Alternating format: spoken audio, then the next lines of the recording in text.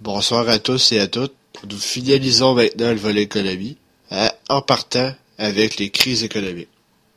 L'expansion se caractérise par un taux de croissance élevé du PIB, fait que la création d'emplois, si elle est trop vigoureuse, elle débouche sur l'inflation. La récession se caractérise par un taux de croissance faible du PIB, qui peut être négatif, donc augmentation du chômage. Nota bene, en raison de notre degré d'ouverture, la conjoncture du Canada est directement reliée à celle du reste du monde, surtout les États-Unis. Le taux de croissance normal du PIB se situe autour de 3%, mais c'est différent selon les pays. S'il y a écart d'inflation, alors il y aura diminution de la production, donc augmentation des prix. S'il y a écart du chômage, alors il y aura une augmentation de la production, puis une diminution des prix. La crise de la demande et de l'offre.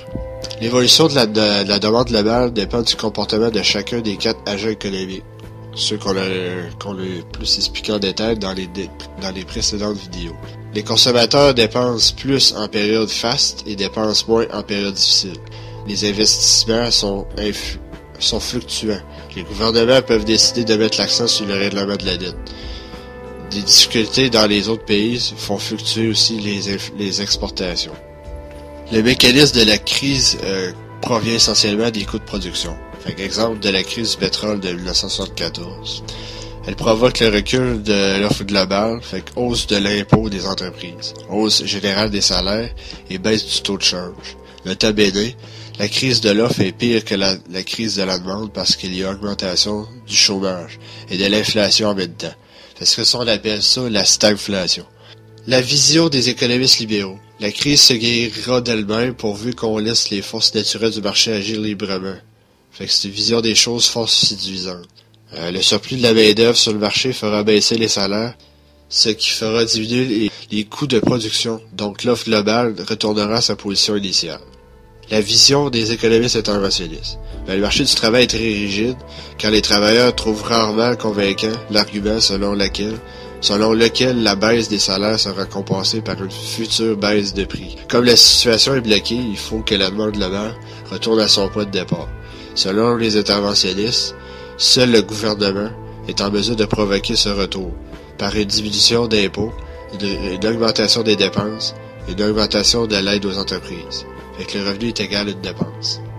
Seule l'augmentation de la demande globale peut compenser le recul de l'offre globale. Ça justifie l'intervention gouvernementale. Pour les politiciens, il est tentant de faire dépenses du gouvernement plus grand que le revenu du gouvernement, qui est égal à un déficit. Pensons donc à l'inflation et le chômage. L'inflation. Ça, c'est la hausse des prix qui affecte l'ensemble de l'économie de façon durable. Statistique Canada mesure l'inflation à partir de l'indice des prix à la consommation à chaque mois. Il y a 60 000 relevés sur 600 produits, alors qu'on concerne seulement les produits disponibles sur le marché, donc exclusion des services de santé et d'éducation. L'inflation est donc sous-évaluée. Il y a désinflation, ça c'est égal à la baisse graduelle du taux d'inflation. Il y a déflation, ça c'est égal à la baisse générale du niveau des prix. L'inflation par la demande découle d'une hausse excessive de la demande globale. Se produit seulement lorsque l'économie se retrouve en situation de plein emploi. La hausse généralisée des coûts de production fait reculer l'offre globale. Lorsque les coûts augmentent, les entreprises acceptent de continuer à produire les mêmes quantités seulement si le prix de vente des biens augmente aussi. L'inflation par les coûts est pire que l'inflation par la demande parce que cela provoque de la stagflation. La mesure du chômage. On doit faire partie de la population active. Les inactifs sont les personnes âgées de moins de 15 ans, les retraités, les jeunes aux études, les femmes au foyer, les forces armées, les congrégations religieuses, les autochtones, puis les détenus.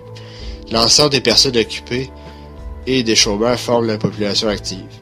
Le taux de chômage représente la proportion d'actifs qui n'occupent pas l'emploi.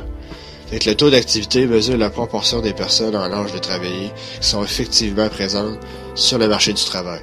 Le taux d'activité est égal à la population active divisé par la population en âge de travailler.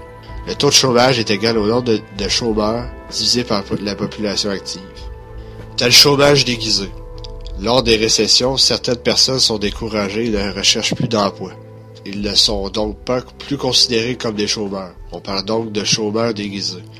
Certaines entreprises hésitent à congédier de la main-d'œuvre par crainte de perte de travailleurs expérimentés. T'as les types de chômage. T'as le chômage frictionnel. Situation des travailleurs qui se retrouvent entre deux emplois. Phénomène naturel et utile à l'ordre de 3 à 5%. T'as le chômage conjonctuel. Ça, c'est causé par la baisse de la demande globale. Suit donc les hauts et les bas de l'économie. On paie de l'assurance-emploi pour se prémunir contre le chômage conjonctuel. Le chômage structurel, lorsque les qualifications demandées par les entreprises diffèrent de celles qui sont faites par les travailleurs, il y a intervention du gouvernement en termes de formation, recyclage, déplacement de la main-d'œuvre. Le dilemme chômage-inflation. Lorsque la demande dépasse les capacités de production, les prix se mettent à grimper. C'est l'inflation qui affecte tout le monde de façon générale, lorsque la demande est inférieure aux capacités de production. Le chômage augmente. C'est la récession qui affecte les individus en particulier. L'inflation est plus sournoise qu'il déparait. L'inflation obscurcit le signal donné par le prix du marché. L'inflation accroît l'incertitude de façon exponentielle. Il y a diminution de la prévision de long terme. Stabilité long terme bien contrôlée. De plus l'inflation est élevée, plus elle tend à être instable, ce qui augmente le degré d'incertitude et nuit à la croissance à long terme. Le cercle vicieux de l'inflation. Hausse des prix, baisse du pouvoir d'achat, hausse des salaires et hausse des coûts de production. Les victimes de l'inflation, les personnes qui disposent de revenus fixes. C'est la raison pour laquelle plusieurs conventions collectives essaient d'avoir des clauses d'indexation au coût de la vie. Les créanciers et les épargnants. Le cercle vicieux du chômage structurel. Le chômage conjonctuel disparaît avec la reprise de l'économie. Le chômage structurel perdure. Les qualifications finissent par ne plus correspondre aux besoins changeants des entreprises. Les travailleurs perdent l'habitude de se plier aux exigences d'un emploi. Régularité, concentration, assiduité. Dépenses supplémentaires de formation. Méfiance à l'égard des chômeurs. Traitons maintenant et finalement la politique monétaire. La politique monétaire, ça consiste à contrôler la quantité de monnaie en circulation, via le taux d'escompte, le taux d'intérêt puis le taux de change, a pour but de maintenir la masse monétaire à un niveau susceptible de favoriser la croissance économique sans entraîner d'inflation. La relation entre la masse monétaire et le PIB. La masse monétaire est la somme des dépôts bancaires. Les prêts des banques augmentent la monnaie disponible, donc c'est de la monnaie scripturale. Influence donc le PIB car permet l'augmentation de la consommation. La masse monétaire et l'inflation. Et l'augmentation rapide de la masse monétaire entraîne une hausse des prix. Si la masse monétaire demeure le même d'une année à l'autre, le PIB ne changera pas. La croissance sera bloquée à moins d'une baisse de prix de permettre d'acheter plus de produits avec la même quantité de monnaie. Les mécanismes de la masse monétaire. Pour freiner la demande de crédit, la Banque centrale doit chercher à diminuer les réserves des banques et à faire augmenter les taux d'intérêt. La variation des prix et des taux d'intérêt. Pour freiner l'inflation de la Banque centrale, cherche à réduire les réserves des banques et à augmenter les taux d'intérêt. Si on a un problème de chômage, achat des bons du trésor par la Banque centrale aux banques, augmentation des réserves des banques, ils ont plus d'argent disponible et sont en compétition, donc diminution des taux d'intérêt pour attirer les clients. Si on a un problème d'inflation, vendre des bons du trésor par la Banque centrale aux banques. Diminution des réserves des banques, ils ont moins d'argent disponible, donc obligation d'augmenter les taux d'intérêt. La Banque centrale peut augmenter ou diminuer le taux directeur. Si on a un problème de chômage, diminution du taux directeur, donc diminution des taux d'intérêt.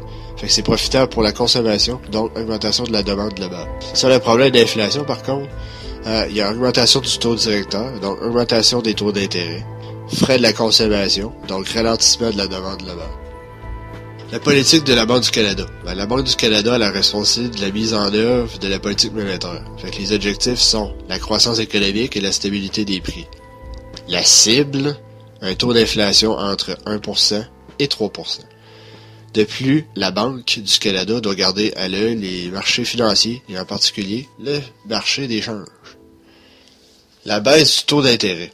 Sur le marché interne, cela favorise les emprunts des ménages et des entreprises. Fait que la demande globale augmente. Si la demande globale devient trop forte, on se dirige vers l'inflation. Fait qu'il y a baisse du taux de chômage. Sur le marché externe, il y a baisse du taux d'intérêt qui entraîne une sortie du capitaux. Donc, il y a pression à la baisse sur le taux de change. Augmentation des importations et diminution des importations. Fait que baisse du taux de chômage au Canada, augmentation des pressions inflationnistes, donc on se dirige vers l'inflation. Parfois, la Banque du Canada est contrainte d'augmenter le taux d'intérêt uniquement pour rassurer les investisseurs étrangers.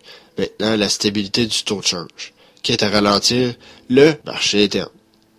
La politique monétaire a donc des effets sur les deux marchés. T'as le marché interne, ça c'est les ménages, entreprises, gouvernements, puis le marché externe qui est les imports-exports. La Banque centrale dispose de deux moyens pour stabiliser le taux de change. Si le taux de change est trop élevé, il y a vente, offre de devises canadiennes sur le marché des changes, et diminution du taux directeur, donc baisse des taux d'intérêt. Si le taux de change est trop bas, il y a achat de vente de devises canadiennes sur le marché des changes et augmentation du taux directeur, donc augmentation des taux d'intérêt. La Banque centrale se retrouve parfois prise entre deux feux. Fait que d'un côté, il faut soutenir le taux de change en relevant le taux d'intérêt, politique monétaire restrictive, pour éviter la fuite des capitaux sur le marché externe. De l'autre, il faut mener une politique monétaire expansionniste, donc diminution du taux d'intérêt, pour augmenter l'emploi et diminuer le taux de chômage au pays. Merci d'avoir écouté cette vidéo. Ceci complète le volet économique et le dernier volet de tous les aspects internes de la chaîne. À très bientôt.